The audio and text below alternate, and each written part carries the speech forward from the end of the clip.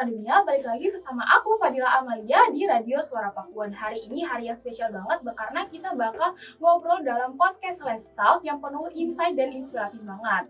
Di podcast kali ini kita bakal ngebahas tentang grow, glow, dan flow. Jadi buat Sobat Akademia yang pengen terus berkembang tapi pengen tetap menjaga keseimbangan dalam kehidupan, episode kali ini cocok banget buat kalian. Hari ini kita bakal langsung aja sambungin ke Studio 2.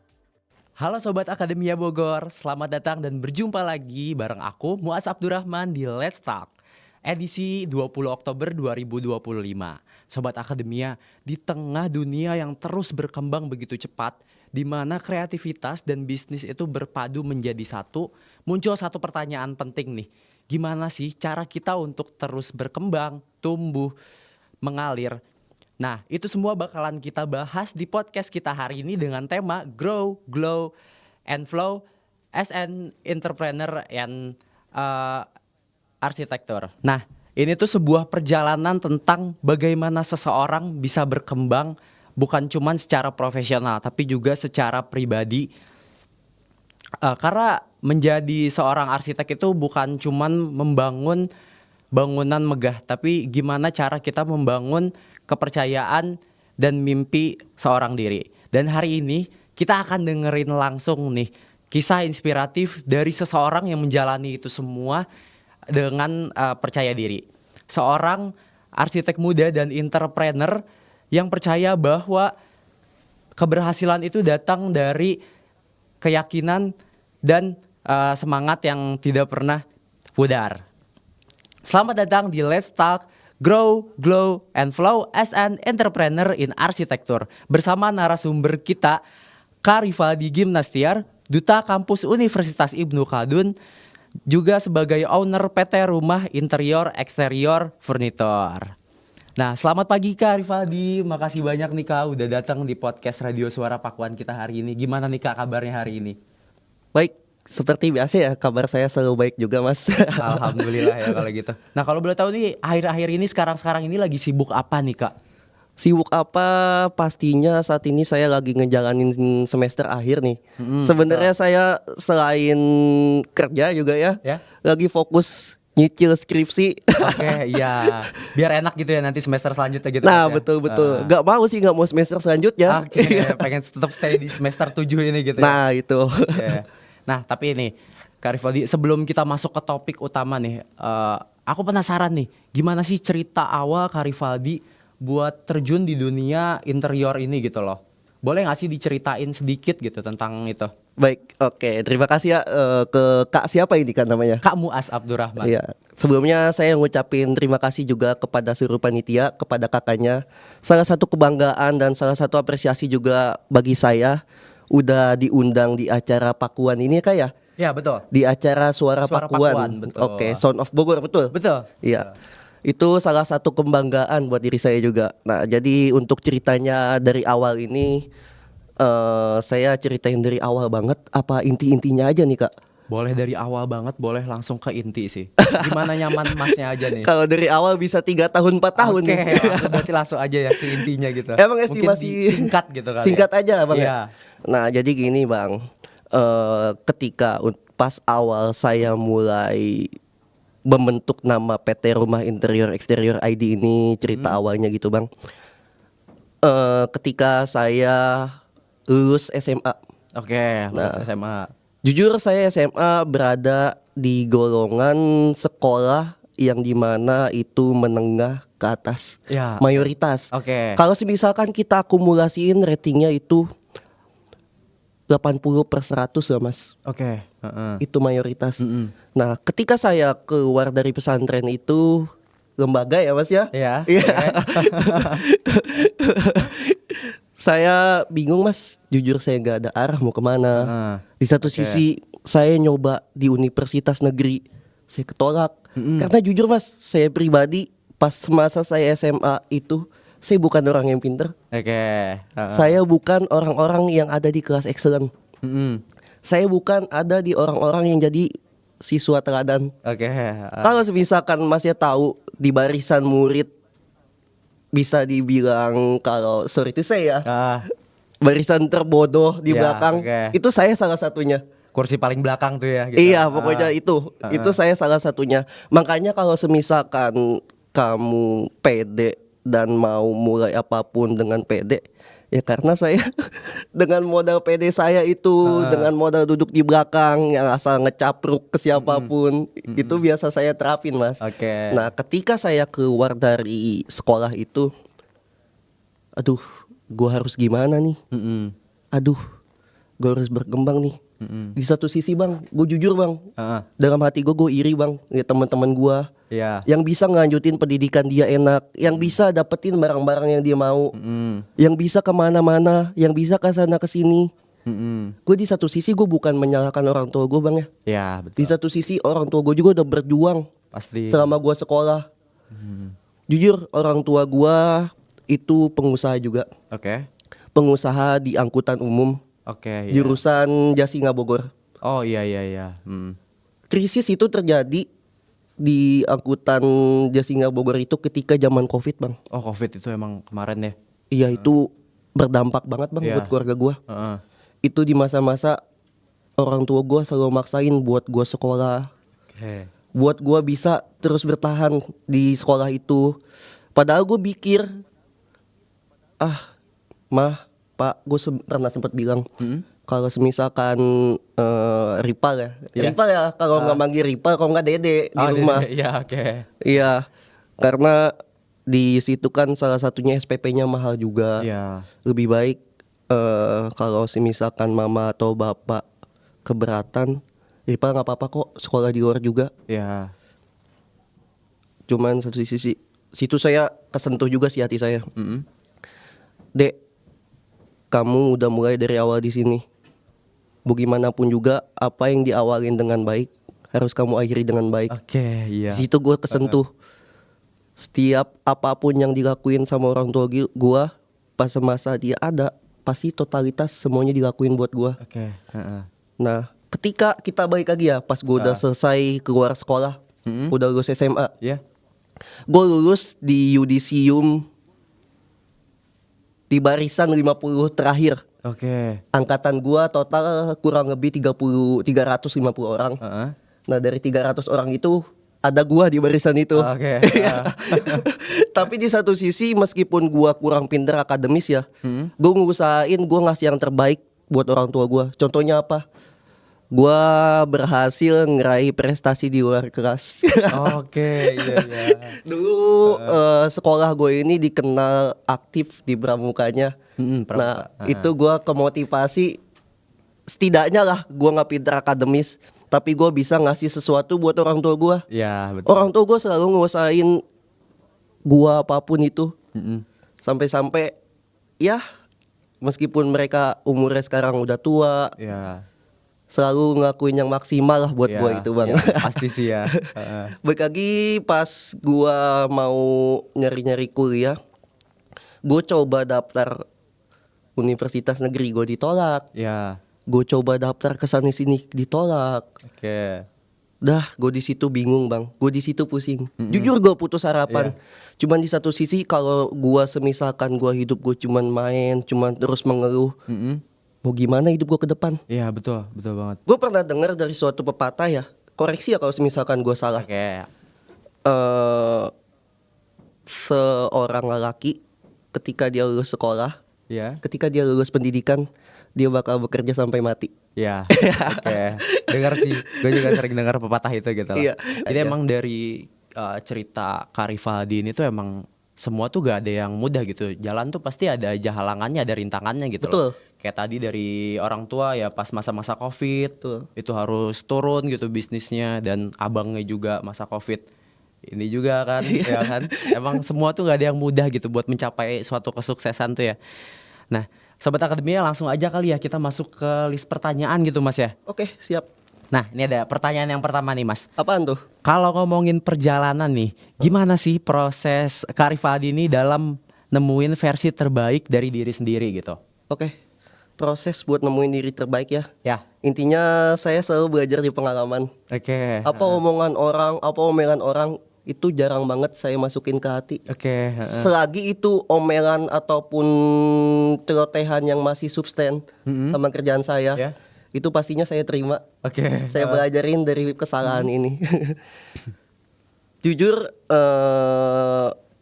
banyak belajar juga ya dari usaha gue, meskipun belum terlalu gede juga, masih bisa dibilang termasuk perintisan. Jujur bang, ketika di tahun kemarin, awal tahun ini juga, gue nyoba ngerambat buka usaha juga. Oke. Akhir tahun kemarin, gue coba bikin kafe. Oke. Akhir tahun kemarin nih. Iya, Heeh. 2024 ya. 2024. Itu 2024 gue pedein sama beberapa partner. Di satu itu juga ada abang gue. Oke. Nah kita coba, kata gue, ayolah kita multiin. Kita fokusnya nggak cuma di sini aja. Ya. Kita udah kerjasama dengan tim operasionalnya, udah ada baristanya, udah berjalan. Sebulan 2 bulan rame bang. Ya, oke. Ya karena FOMO. Ya, karena baru buka gitu kali, Iya. jadi pada datang langsung. Bulan ketiga ketika masuk bulan November, itu pembukuan bingung bang. Iya. Kosong, nggak ada Kosong yang datang. Iya, yang pertama sih gue belajarin itu ya. Yang pertama gara-gara akses. Akses, oke. Yang kedua itu gue ngandelin cuman dari influencer doang. Oke. Jadi dari klien gue, ya cuman sekedar pengen tahu doang. Ketika dia udah tahu tempatnya ini, oh ya udah gitu. Iya, udah jadi cuma sekali doang gitu datangnya ya. Iya. Terus yang kedua, pembelajaran gue itu, gue pastinya belajar di kesalahan juga bang. Oke. Gue ngeliat karena Ciomas ini, gue asli Ciomas bang. Iya, oke. Ciomas Pret. Oke. Pokoknya gue bangga banget jadi orang Ciomas. Itu karena orang Ciomas tuh keren-keren bang menurut gue. Iya. Gimana tuh kerennya tuh? Ya pada kreatif, pada kece-kece, pada keren intinya mah. Itu semuanya ada di Ciomas.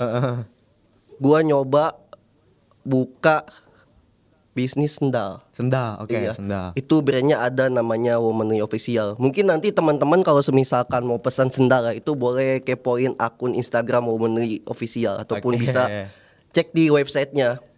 Ketika awal gue mulai, gue dengan modal sisaan dari bisnis cafe ini, Oke, apa yang udah gue kerjain nabung bertahun-tahun ya. Jujur bang, awalnya gue FOMO banget. Gue pengen beli BMW. Iya, oke. Gue pengen beli F30. F30. Wah kece nih F30. Kayaknya gue geber-geber di kampus, asik nih. Iya, impian semua anak laki-laki muda gak sih itu? Iya. Ya meskipun masih ada di atasnya kayak M4 segala macem ya, Iya. tapi ini impian bro. Iya, betul. Ini capaian gue sendiri bro. Nah cuman gue di satu sisi, gue kalau misalkan tetap ngambil ini, yang ada gue sombong. Iya. Yang ada gue terjebak di zona zaman gue. Heeh. Cobalah, yaudahlah gue alihin aja dana yang gue punya itu ke usaha yang lain. Iya. Ya ternyata, ya meskipun usaha itu yang nggak sesuai ekspektasi kita ya, ya mungkin kita punya rencana, Allah punya takdir, itu Ya, realita betul. banget. Gue rasain. Nah, balik lagi ke sendal ya. Ketika awal mulai sendal ini, ayo kita sama-sama bangun Womanly ini. Gue nge-hire tim, gue nge-hire orang influencer, gue nge-hire buat jadi talent siapa, gue nge-hire buat jadi affiliate siapa. Nah, habis itu semuanya udah kesusun bang sebenarnya. Cuman yang namanya bisnis passion, Iya. bro, bisnis passion di Indonesia ya, kalau semisalkan lu nggak punya nama ataupun nggak punya duit bener-bener gede, buat ngembangin itu agak susah. Iya, pasti kalah gitu sama yang lain. Pasti ya? kalah. Kenapa orang-orang influencer kalau semisalkan buka brand itu langsung banyak yang sold out? Dia punya nama bro. Oke. Jadi dari kesalahan-kesalahan itu dijadiin pembelajaran gitu ya, biar kedepannya tuh bisa makin terus berkembang gitu ya. Oke. Jadi itu tuh perjalanan buat nyari jadi versi terbaik diri lo gitu mas. Iya betul. Oke. Nah kalau buat sesi selanjutnya kita bacain pertanyaan dari komen aja nih mas ya. Boleh. Apaan tuh? Nih katanya mau nanya dong kak, gimana Anda memberi dampak positif kepada orang lain lewat bisnis yang dijalankan ini? Oh gitu kak. Gimana ya? Intinya ya kalau sebisakan saya itu yang saya rasain hal-hal positif yang berdampak buat orang lain. Intinya kita itu sebagai pengusaha itu bisa bermanfaat. Ya betul. Saya selalu berdoa, maaf ya Ria ya. Saya selalu menyisihkan di setiap doa saya, ya Tuhan, izinkanlah hamba menjadi perantara untuk rezeki orang lain. Oke, heeh. Karena satu sisi gak banyak sih, cuman ada beberapa orang yang kebantu karena PT Rumah Interior Exterior Furniture ini.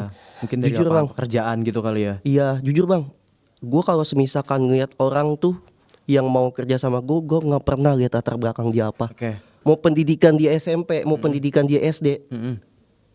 gue bakal terima bang. Oke. Yang penting asalkan ada niat gitu mungkin ya. Niat bang. Heeh. Orang jago nih bang ya, bakal kalah sama orang yang niat. Iya, betul sih. Itu sih yang gue terima. Heeh. Di satu sisi karena gue sadar juga sih bang, usaha gue ini ya namanya belum terlalu gede bang. Oke. Ya makanya gue juga butuh SDM juga. Iya. Seiring berjalannya waktu makin berkembang dan alhamdulillah adalah beberapa yang dapat dampak dari manfaat ini bang. Oke, heeh. Sampai bang, ini cerita jujur aja bang. Iya, oke. Orang konten gua Heeh. nikah sama konsumen gua. Oh iya. Iya. Waduh, gak nyangka banget. Gak nyangka tuh banget. Itu sekarang dia jadi orang kaya bang. Oh, iya. Karena jujur bang, klien gua di rumah interior ini Heeh. mayoritas menengah ke atas. Oke, iya. Iya. Ya, biasa emang yang desain gitu tuh menengah ke atas gak sih ya, Mas? Iya. Sampai gue pernah ditawarin, Mas mau gak sama anak saya? Aduh bu, umur saya masih segini bu. Iya, Maksudnya saya gak mau terlalu buru-buru juga. Meskipun saya jomblo juga bukan berarti saya gak demen cewek. Iya. Intinya mah saya gak mau buru-buru gitu. Ya Heeh. gitu aja ya mungkin. Oke ya. Oke, jadi itu ya buat teman-teman yang lagi nonton live, itu jawaban dari Karivaldi gitu. Nah, kita langsung masuk ke pertanyaan kedua aja nih, Karivaldi. Karivaldi nih pernah nggak sih ada momen dimana Karivaldi itu ngerasa gagal banget gitu, tapi ternyata justru dari situ malah jadi paling banyak belajar gitu dan berkembang gitu Nah dari gagal itu. sama yang tadi kita bilang ya, yang kita bahas ya, yang saya selalu belajar dari kegagalan ya. Iya, oke. Dari beberapa hal yang saya gagalin itu banyak banget hal-hal juga yang saya dapat manfaatnya. Contoh, saya jadi gak gampang percaya sama orang. Oke. Contoh, saya gak gampang ngiyain orang. Contoh, saya makin ngerti alur penjualan kayak gimana. Iya, betul. Ya sebenarnya yang namanya bisnis itu yang penting bang, cash flow tebel. Iya. Oh mas, dia karyawannya cuma 5 tapi cash flow tebel, berarti itu jago. Oke, heeh. Berarti itu jago intinya. Banyak perusahaan, analisa saya, banyak kayak perusahaan yang karyawannya gede meskipun marginnya tipis, itu beresiko bang. Iya, oke. Karyawan banyak, Heeh. sedangkan keuntungan tipis, Iya. gak lama hancur. Iya, pasti beresiko gitu karena kan harus ngegaji karyawan gitu mungkin ya Mas. Nah betul, belum lagi buat operasional, Iya, betul. belum lagi inflasi sekarang, belum lagi apa, PPN. Iya, PPN ini yang makin lama makin terus naik gitu Mas ya. Itu sih sebenarnya saya resah juga. Susah gitu. Sebagai pebisnis gitu ya. Iya. Susah banget sama PPN ini ya. 12% bro. Sebenarnya sih nggak apa-apa ya kalau semisalkan 12% ini dapat apa yang saya mau gitu. Iya. Jadi saya juga ya, gitu. Jadi mau nggak mau lah ibaratnya Mau nggak gitu mau buat ya. PPN ini. Ya gimana Oke, bang? jadi gitu ya Iya. jawabannya. Nah, oke. Berarti langsung masuk ke pertanyaan selanjutnya ini nih Kak. Oke. Nah, kapan sih Kak Kak Rivaldi tuh ngerasa karya atau usaha Kak Rivaldi ini tuh mulai bersinar gitu? Kayak wah ini tuh hasil kerja keras gue selama ini gitu loh, bisa bersinar, bisa viral gitu di orang-orang tuh. Kalau ngerasa seperti itu saya belum ngerasa mas. Oke. Iya, karena di satu sisi ya di atas langit masih ada langit mas. Oke, tapi mungkin ada kali ya gitu karya atau desain Kak Rivaldi tuh yang menurut lu tuh ini tuh bener-bener perfect banget gitu loh. Bener-bener paling dibanggakan gitu mungkin. Oh enggak bang, justru yang namanya desain itu balik lagi ke selera. Heeh. Yang menurut gua bagus belum Iya. tentu menurut abangnya bagus. Betul sih, betul ya emang ya. Jadi kalau misalkan kita bikin desain itu banyak sudut pandang lah. Makanya kenapa saya jawab pertanyaan itu belum ada, Heeh. ya karena itu. Iya. Yang namanya desain itu yang pasti gimana kita dapat nilai bagus itu tergantung selera orang. Iya sih emang ya. Selera orang kan beda-beda. Beda, betul. Kita nggak Iya. bisa maksain selera orang gitu ya Mas. Nah ya? itu Iya, pokoknya jawabannya itu. Oke, iya sih, setuju sih. Oke, jadi emang ya selera orang tuh beda-beda, kita nggak bisa maksain gitu selera. Misalkan selera orang tuh pengen kita samain sama selera kita itu nggak Betul. bisa ya emang ya. Betul. Nah, Kak Rifaldi ini punya nggak sih kata-kata atau statement gitu buat penonton setia Radio Suara Pakuan gitu? Dan kalau ada bisa disampaikan mungkin. Kata-kata ya. Mm-mm. Intinya sih ya, jangan terlalu berkata iya pada orang lain. Oke, Karena secara nggak langsung itu kita egois buat diri kita sendiri. oke. Iya, karena mau gimana pun juga diri kita itu lebih penting dari siapapun. Ya, oke. Iya, itu aja sih. Oke, emang bener-bener memotivasi banget sih ya, luar biasa banget. Nah, Sobat Akademia dari Grow, Glow, and Flow nih kita belajar bahwa hidup tuh bukan tentang siapa yang paling cepat sampai, tapi itu siapa yang paling bisa menikmati setiap prosesnya. Nah, terima kasih banyak nih untuk narasumber kita hari Ya, ini Kak sama-sama. Rifaldi Gimnastiar Iya, selaku duta Duta kampus. ya, duta kampus Universitas Ibnu Khaldun dan juga owner PT Rumah Interior Eksterior Furnitor. Dan tentunya terima kasih banyak juga nih buat Sobat Akademia yang udah dengerin podcast kita dari awal sampai akhir nih.